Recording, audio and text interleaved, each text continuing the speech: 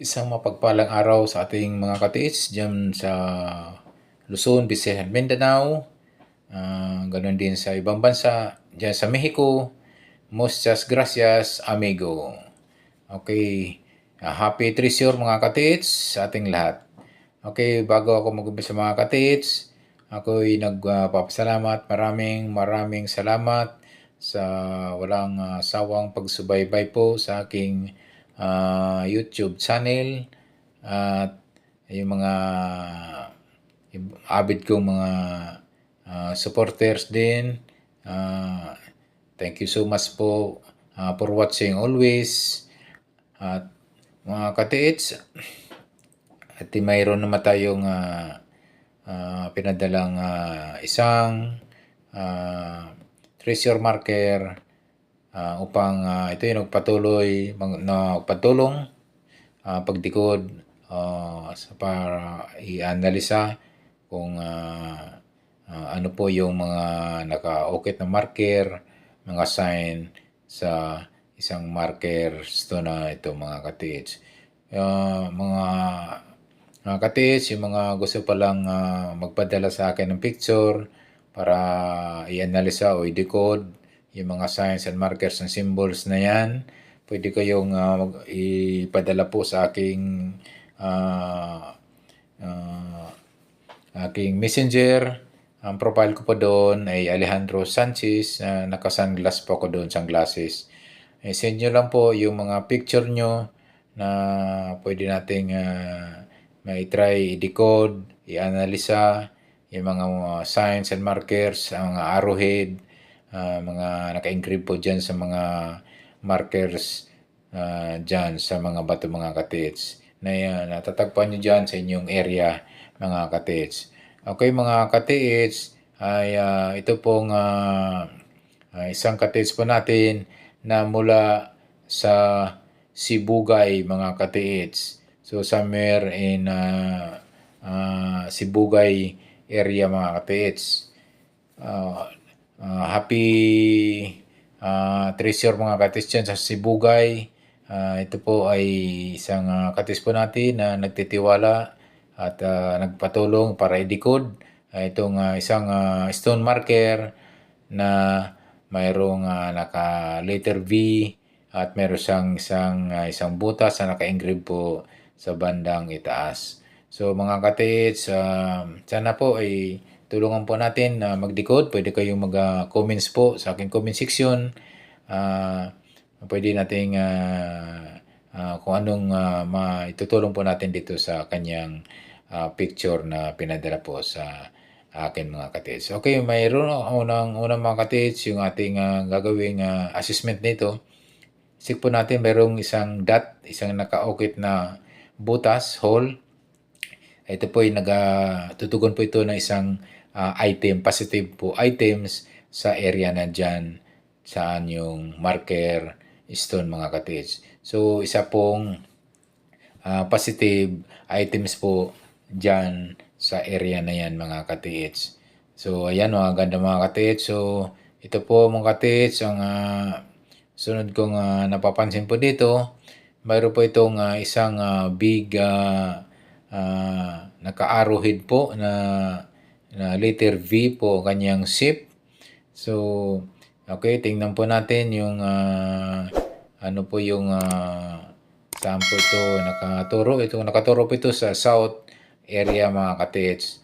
So ito po yung pagka letter B mga katiits ay isang pointers po kung saan pwedeng naroon po yung kanyang item.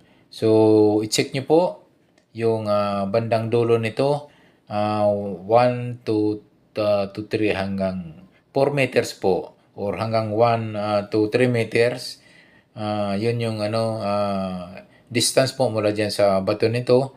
Pwede nyo i-detect po yan gamit ang metal detector or scanner and locators mga katiits. So yun yung unang gagawin nyo po katiits. Tingnan nyo po yung naka-pinpoint po na medyo patulis po yung kanyang ulo mga katiits. So parang itong hugis kung malaman ito kung anong hugis isang hugis lizard po yung kanyang pagka-marker nito mga katiits. So, yun nga mga katiits, i-check nyo po yung mula 1 to hanggang 5 meters yung nguso nito mga katiits ng parang nguso ng lizard mga katiits. So, ang next yung gagawin mga katiits ay ito pong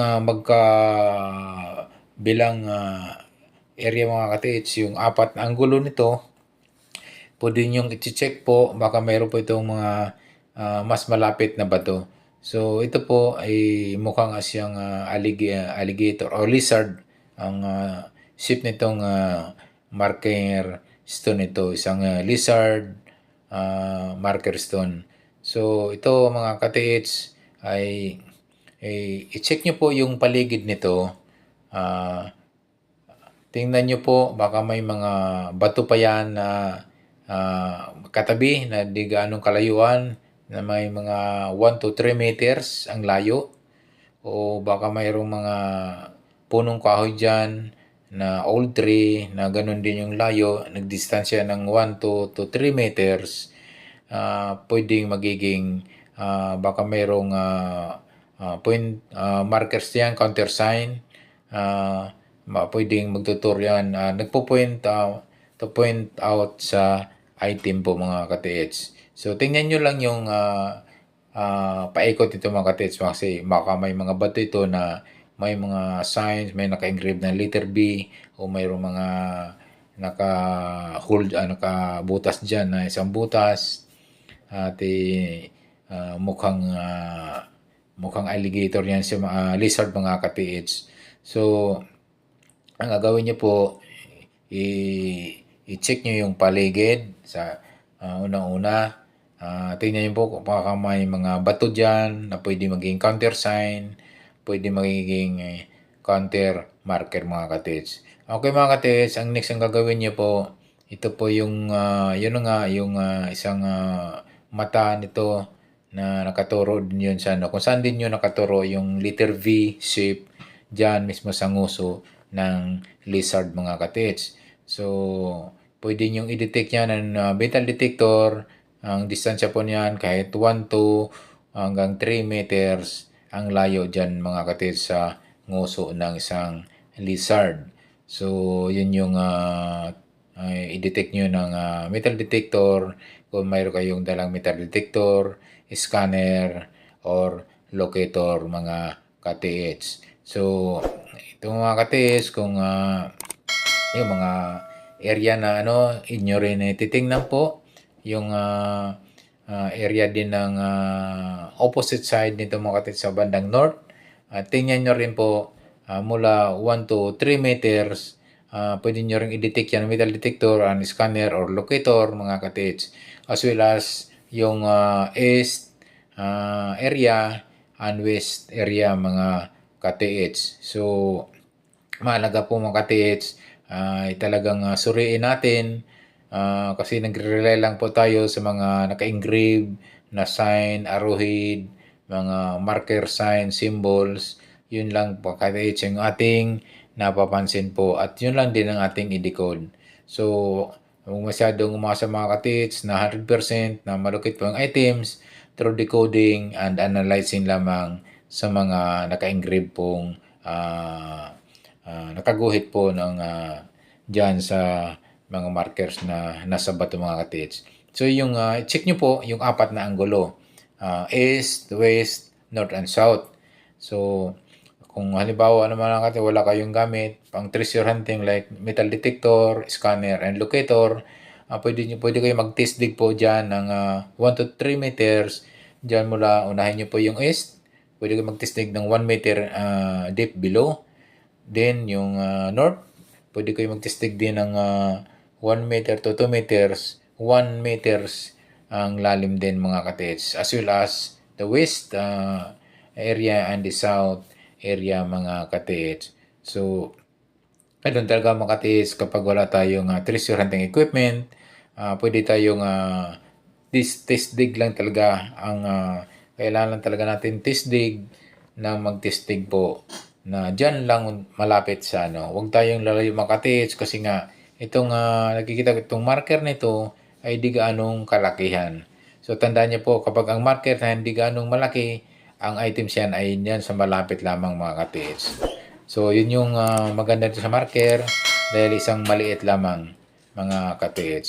So ito po ay sana po ay nakatulong po sa isang ka-TH na ito'y malukit po yung items ito na hugis, lizard po yung kanyang pinadalang marker stone mga ka-TH.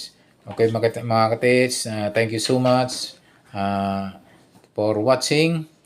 Sana po ay nakatulong po tayo sa ating ka-TH sana magpadala nitong marker stone mga ka-TH. Okay, thank you so much.